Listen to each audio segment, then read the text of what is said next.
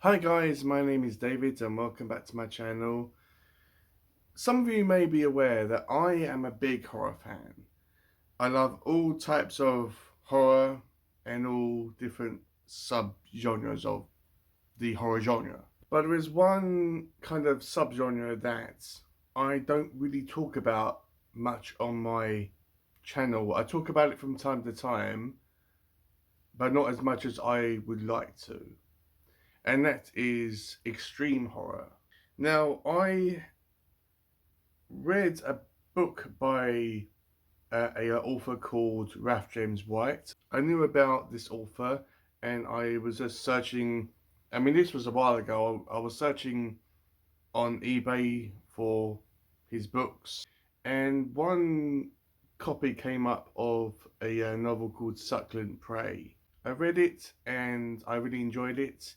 Um, I wasn't sure whether I was going to like this author or not. I didn't know much about this guy, but I really enjoyed this book. So, probably about a month or two ago, well, for me recording this video anyway, I was kind of presented with this big bundle of most of the Ralph James White books at a ridiculously cheap price. Like, his books online go for a ridiculous amount of money. And these two were kind of ones that I got in a couple of hauls. One which is called His Pain. This is a very popular and well-known book by Ralph James White. And the second one, which the cover isn't outrageous or overly disgusting, but I believe that it does include disgusting things and things that I cannot show on YouTube. So I'm just going to show the back of it. Yes, the front cover is that kind of disgusting and I don't want to get into trouble. But this one is called Sloppy Seconds, which is a short story collection. Now, I was going to do two separate videos on both of these books, but I thought I would kind of combine them in one video because they are very short and gives you more bang for your buck. I don't know. So let's talk about Sloppy Seconds.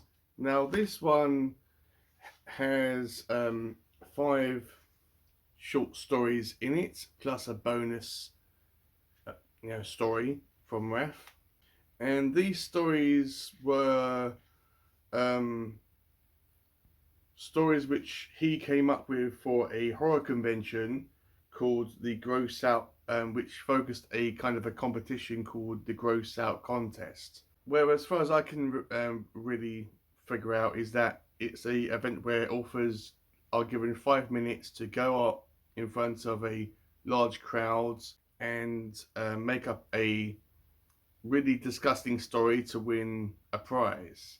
And you would think that Ralph James White, as he is kind of a real um,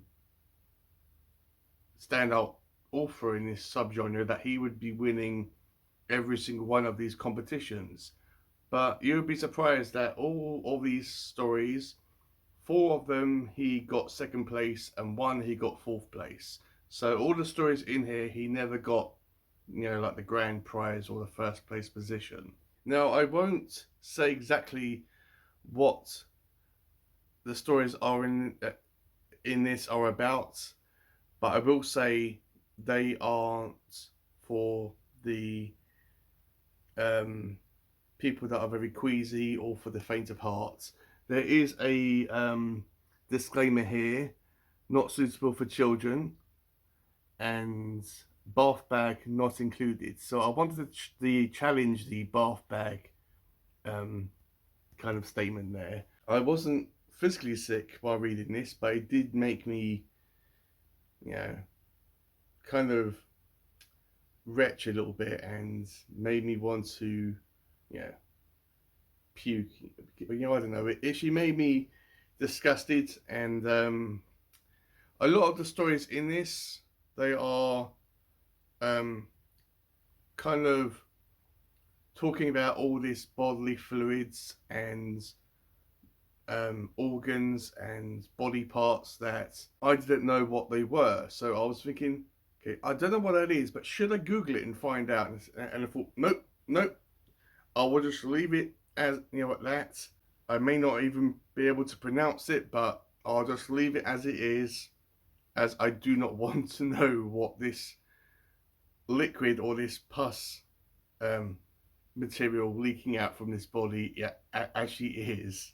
Most of the stories in this I really enjoyed, especially the bonus story, which wasn't a story which Raph was talking about in at this gross out contest.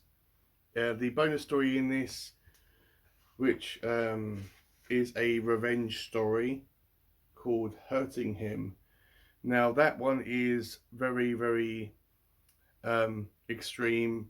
All the stories in this are really gross out and extreme.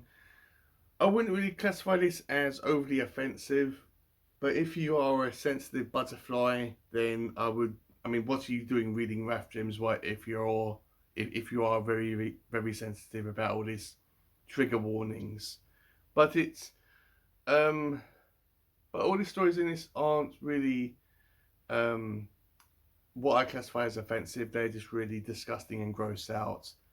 But I really enjoyed it, and yeah, I had a lot of fun with it. Now, His Pain, I finished this one last night.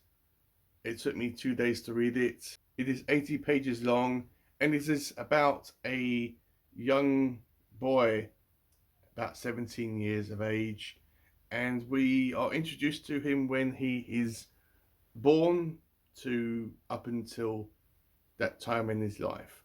And from the moment that he was born, he has had this kind of strange, rare nerve condition where he feels pain all the time. Everything that he does and everything that happens around him, he feels extreme, immense pain. No matter whether someone's talking to him, if he's smelling something, if he looks at someone, or if he touches someone, or if someone touches him, he feels extreme pain. His parents, who are both loving, it's not really a domestic abuse story. I know in these types of books there are elements of child abuse by the parents or by family members or family friends. But the character in this, who is called Jason, is never abused.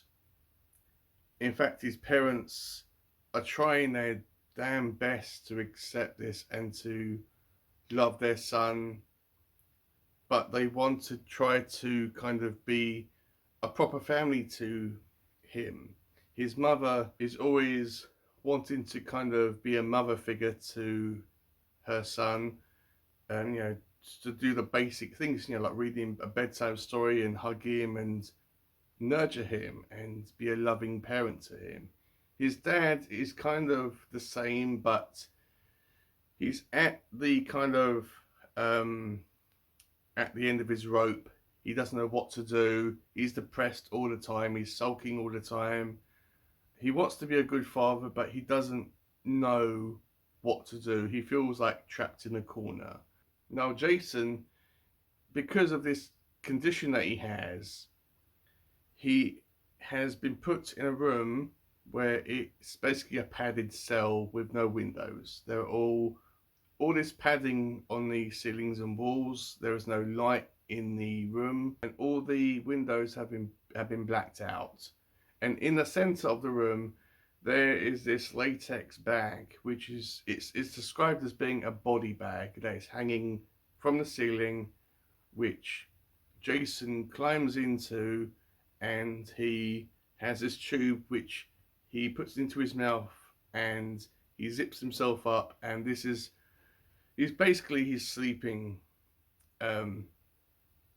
condition.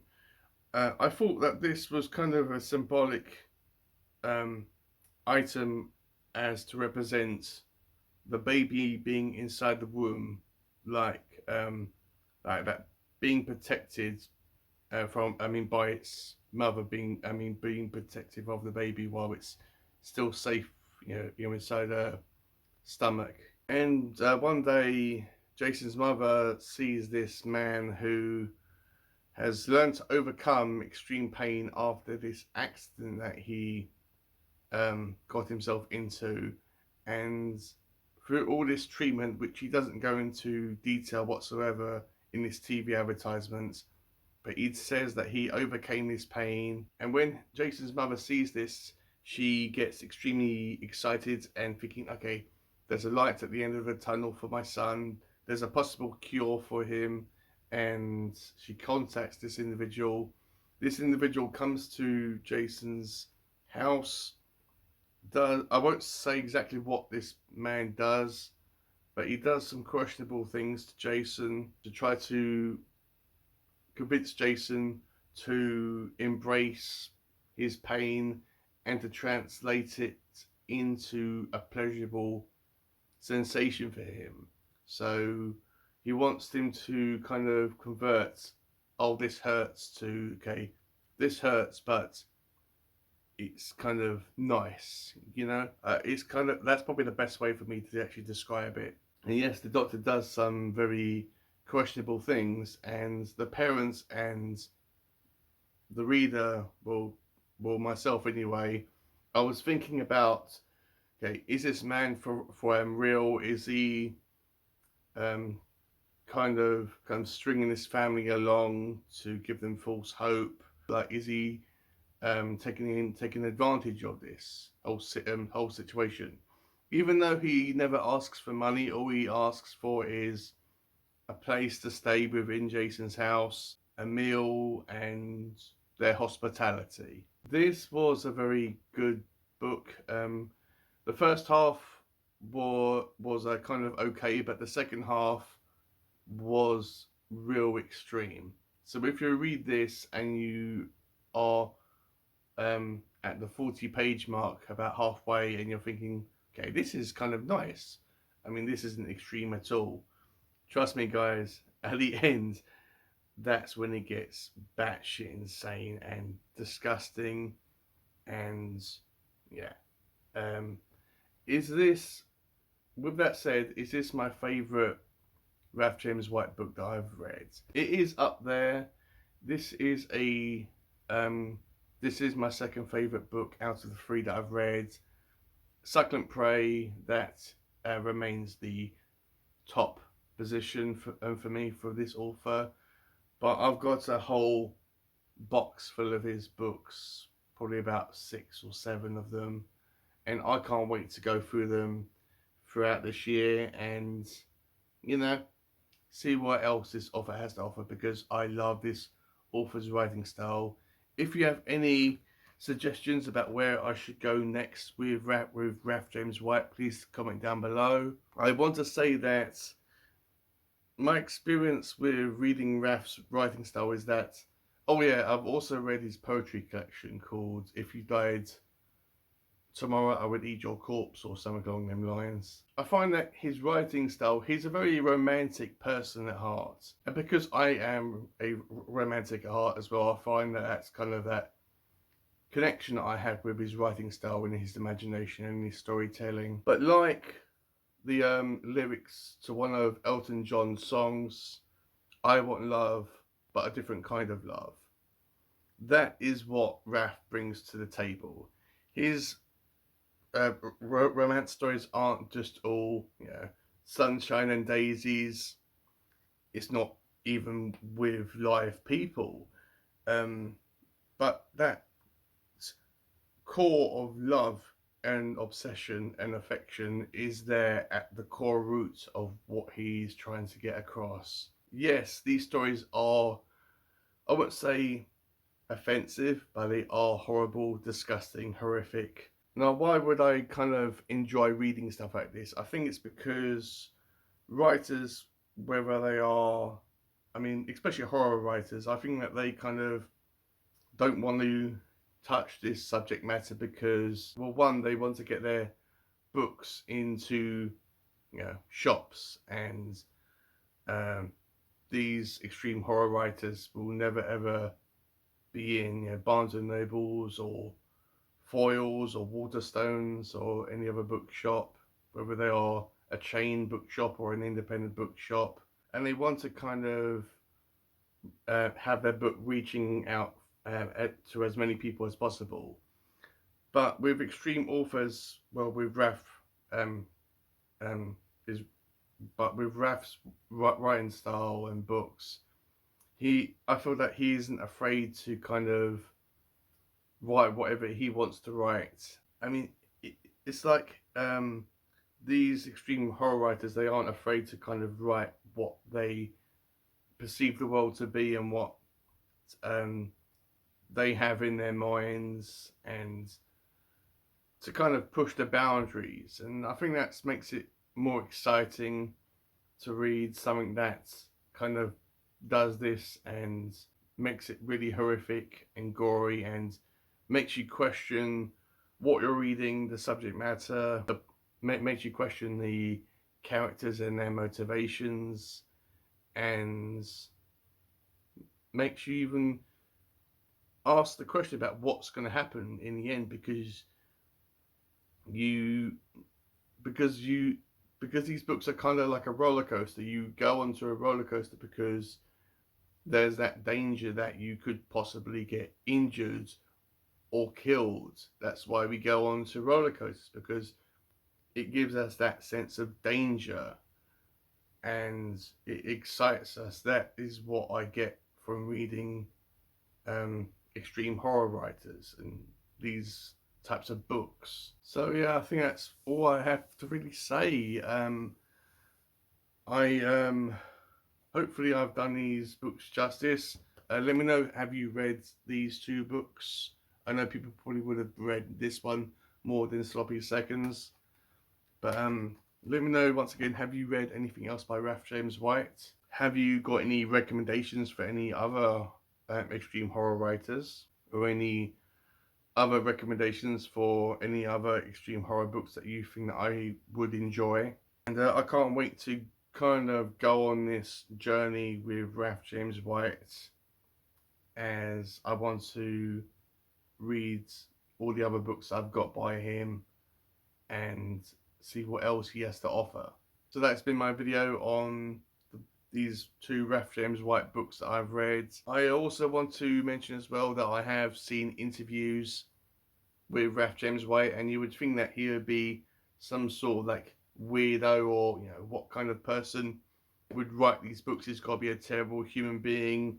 But I've seen interviews by him and he seems to be a very articulate, smart, caring, nice human being.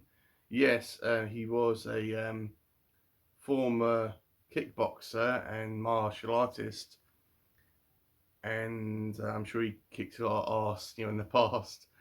But there's that kind of overall sweetness and kindness that I can see emanating from him. And for someone like that to write something like His Pain or Succulent Prey or Sloppy Seconds, I mean, that's incredible. It's like a it proves to us that we shouldn't judge a book by its cover, whether it's, I mean, despite whether it's, you know, a physical book or by someone's physical appearance. Anyway, that's what I want to discuss, guys. Thank you for watching, and I'll see you in my next one.